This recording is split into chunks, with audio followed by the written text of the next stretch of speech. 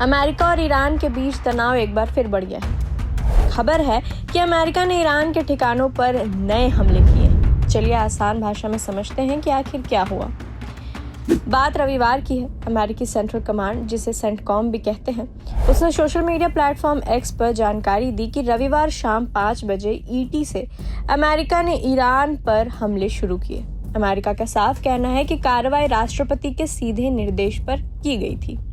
लेकिन सवाल यह है कि अमेरिका ऐसा क्यों कर रहा है। अमेरिकी सेना का दावा है कि इन हमलों का मकसद सिर्फ ईरान की ताकत को कम करना है। अमेरिका का आरोप है कि ईरान इन्हीं सैन्य क्षमताओं को इस्तेमाल करके स्ट्रेट ऑफ हॉर्मुज से गुजरने वाले जहाजों पर हमले कर रहा था। तो एक तरफ से अमेरिका कह रहा है कि वो अपनी और वहां से गुजरने वाले जहाजों की सुरक्षा के लिए ये कदम उठा रहा है। अब दूसरी तरफ की तस्वीर भी देख लीजिए। ईरान के सरकारी मीडिया ने इस हमले की पुष्टि की है।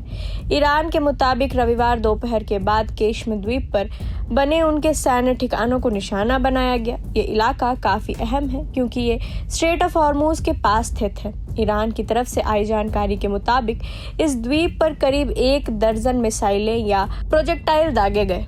शुरुआत में खबर आई थी कि किसी को कोई नुकसान नहीं हुआ है, लेकिन बाद में ईरान के सरकारी मीडिया ने ये खुद जानकारी दी कि इस हमले में एक व्यक्ति की मौत हो गई है और 2 लोग गंभीर रूप से घायल हुए हैं। हमलों के बाद उस पूरे इलाके में सुरक्षा काफी बढ़ा दी गई है।